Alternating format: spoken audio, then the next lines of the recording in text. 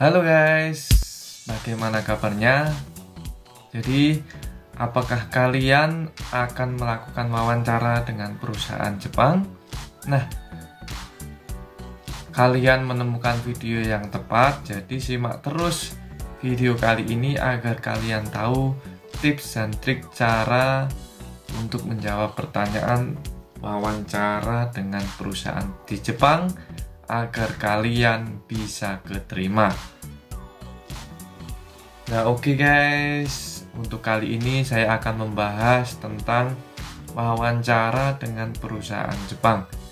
Nah, jadi buat kalian ataupun teman-teman semua yang sedang berusaha untuk bisa bekerja ke Jepang dan salah satunya adalah tahap wawancara ini, saya sarankan kalian untuk simak berikut ini ya, agar supaya nanti bisa keterima dalam wawancara dengan perusahaan Jepang. Oke guys, apa saja yang harus kita lakukan ataupun kita persiapkan? Mari kita simak video berikut ini. Nah, dimulai dari awal itu tentang persiapan. Nah, di sini saya katakan persiapan karena ini adalah proses sebelum kita berhubungan langsung dengan perusahaan Jepang. Nah, perlu diingat yang saya jelaskan di sini adalah secara online. Saya bagikan karena berdasarkan pengalaman saya yang sudah saya lakukan untuk melakukan proses wawancara online dengan perusahaan Jepang. Nah, jadi yang pertama itu adalah persiapan. Persiapan apa yang harus kita persiapkan? Satu, jangan lupa untuk siapkan jaringan. Ya, jaringan harus kita siapkan. Jadi kita harus pilih tempat yang benar-benar sinyalnya bagus ataupun sinyal wifi-nya kenceng gitu ya. Siapkan tempat seperti itu. Yang poin pertama adalah siapkan sinyalnya agar ketika kita wawancara itu tidak terjadi sinyal yang hilang-hilang ataupun gimana. Jadi biar semuanya jernih dan berjalan dengan lancar. Terus kedua, dari segi pakaian, penampilan kita ya. Jadi penampilan kita ini juga harus diperhatikan. Walaupun kita wawancara secara online, tetapi kita juga harus memperhatikan dari pakaian ataupun rambut dan sebagainya. Itu juga akan mempengaruhi kriteria penilaian gitu kan. Terus yang ketiga adalah ruangan. Nah, ruangan ini harus kita persiapkan, misalkan lighting yang bagus ataupun lighting yang terang gitu kan. Dan juga background ya, background di belakang ini juga harus kita perhatikan. Jangan sampai kalau kita wawancara online, background di belakang ini penuh dengan gambar dan sebagainya, itu akan mengganggu pandangan untuk diri kita ataupun untuk pihak perusahaan yang sedang wawancara kita guys. Jadi perhatikan itu, paling tidak 3 itu ya. Yang pertama adalah jaringan, kedua adalah tempatnya, dan yang ketiga itu adalah penampilan kita ya. Jadi penampilan kita juga sangat penting guys, itu untuk faktor persiapan. Dan masuk ke faktor berikutnya adalah faktor ketika kita sedang melakukan wawancara itu sendiri guys. Nah, untuk wawancara itu sendiri kadang kita itu lupa bahwa yang ditanyakan itu kadang tidak sesuai dengan yang kita persiapkan. Jadi sebelum kita wawancara, kita juga harus menggali dulu tentang misalkan profil perusahaan ataupun tentang berapa jumlah karyawannya, perusahaan yang mengolah apa. Nah, itu biasanya kita dikasih tahu sebelum wawancara tuh. Nah, kita harus cari tahu kira-kira perusahaan itu bergerak di bidang apa. Kita juga sedikit menggali informasi itu ya. Jadi jangan hanya kita asal wawancara aja, tapi kita harus sedikit menggali informasi tentang perusahaan apa itu, bergerak di bidang apa, perusahaannya berada di mana dan sebagainya. Itu sangat perlu ya guys. Jadi ketika nanti ada pertanyaan yang ditujukan ke kita ataupun kita mendapat kesempatan untuk bertanya, kita bisa langsung bertanya guys. Nah, ketika sedang wawancara itu satu, perhatikan lingkungan sekitar. Jadi jangan sampai ada berisik-berisik dan sebagainya. itu juga harus kita perhatikan. Setidaknya kalau kita di rumah ya kita kasih tahu ke keluarga kita bahwa kita akan wawancara nih dengan perusahaan, jadi tolong jangan berisik sekitar jam segini sampai jam segini gitu. Jadi itu harus diperhatikan. Terus yang kedua adalah cara kita menjawab. Cara kita menjawab itu bagaimana? Karena kita online ya, jadi kita harus perhatikan satu tadi ya, suara kita jangan terlalu keras. Kita sesuaikan dengan mikrofon yang kita punya, gitu ya. Suara kita jangan terlalu keras. Jadi kalau saya dulu pernah wawancara dengan salah satu perusahaan, saya jawab mungkin terlalu keras ya, karena saking semangatnya. Tapi kan kita juga harus tahu kita sedang wawancara online gitu ya. Jadi malah menjadi mungkin salah satu penilaian yang kurang baik guys. Jadi perhatikan cara bicara kita atau kekerasan suara kita, itu yang biasanya terjadi. Terus yang berikutnya, poin berikutnya adalah kadang kita wawancara online itu bukan hanya sendiri ya. Jadi kadang kita masuk ke salah satu room platform wawancara online gitu ya, bisa lewat Skype, Zoom dan sebagainya. Kalau sekarang ya banyak yang pakai Zoom gitu kan. Nah, di situ kan pasti ada beberapa kandidat. Nah, ingat fokus kita harus ditujukan. Kita jangan sampai menjawab pertanyaan yang bukan ditujukan kepada kita. Nah, pertanyaan itu ditujukan kepada kandidat yang lain, tetapi kita asal jawab aja, itu bukan. Jadi kita harus mengikuti apa yang pihak perusahaan atau orang si pewawancara dari perusahaan itu ditujukan kemana. Jadi kita harus menyimak terus, jangan sampai kita hilang konsentrasi di saat ditujukan ke diri kita, nanti kita malah nggak bisa jawab. Jadi itu harus diperhatikan guys. Jadi misalkan nih kita dalam satu ruangan, pertanyaan ini mungkin biasanya itu ditujukan secara global, tapi nanti siapa yang menjawab itu diurutkan. Misalkan nih, buat kamu gimana, apakah ada hijau buat tidak apa-apa bekerja di perusahaan kita gitu. Hai, ada hijau budes kita satu, berikutnya gimana seperti itu. Nah, itu kadang kita yang nggak tahu itu hanya asal jawab saja, itu tidak bagus juga. Jadi kita harus tetap fokus mengetahui apa yang sedang ditanyakan oleh si wawancara atau pewawancara atau dari perusahaan penerima guys. Nah, setelah itu kadang perusahaan penerima itu di situ juga akan menjelaskan berapa gajinya, berapa potongannya gitu ya. Kadang itu kita ditanya, kamu mau minta gaji berapa gitu kan. Nah, ini yang harus dijelaskan di sini. Kita itu mau minta gaji berapa. Jadi gaji itu kadang kan ada gaji bersih ataupun gaji kotor gitu kan. Nah, kemarin juga ketika saya wawancara, saya ditanya, kamu minta gaji berapa gitu. Nah, ingat, di sini kita harus jawab dengan nominal. Jadi nominalnya itu ya kita perkirakan atau sesuaikan. Nih misalkan kamu kan kalau di sebelum wawancara itu kadang dikasih tahu nih kamu gajinya akan segini.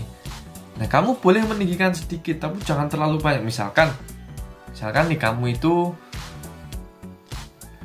di Naihyo-nya ya, atau di lowongan pekerjaan itu katakan gajinya Tedori itu gaji bersih ya, itu adalah 16 juta gitu kan. Nah, ketika kamu ditanya kamu ingin gaji berapa, kamu boleh bilang jawab 16,5 atau sekitar 15 sampai 17 gitu, boleh saja.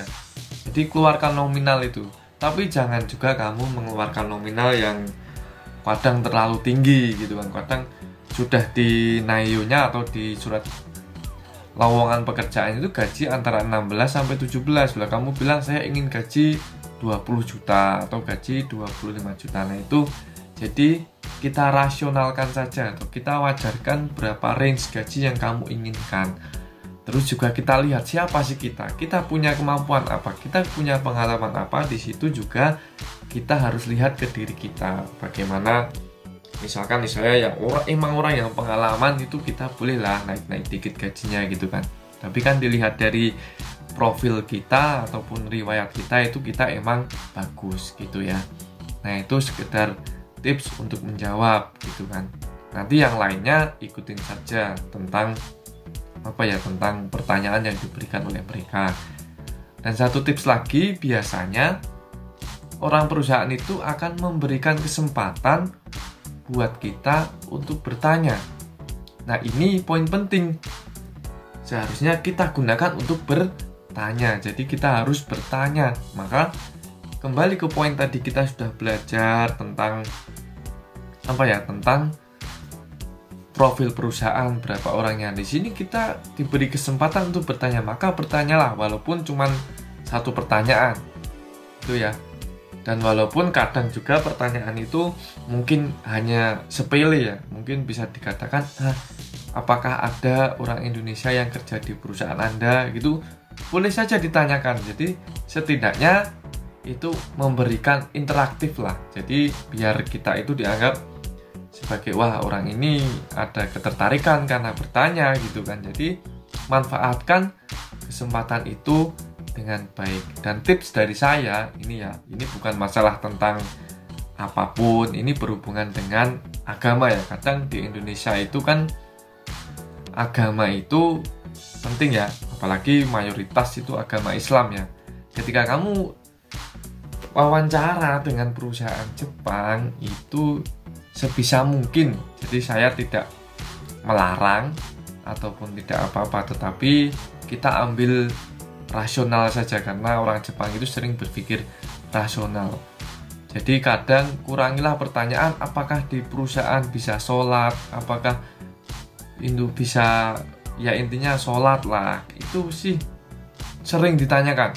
Nah, ini kadang bisa menjadi blunder buat kita ya. Karena apa? Karena orang Jepang itu berpikir rasional, dan perusahaan itu pun kadang ada yang belum tahu Islam sama sekali, ada yang belum tahu bagaimana dengan agama Islam itu harus beribadah gimana dan sebagainya.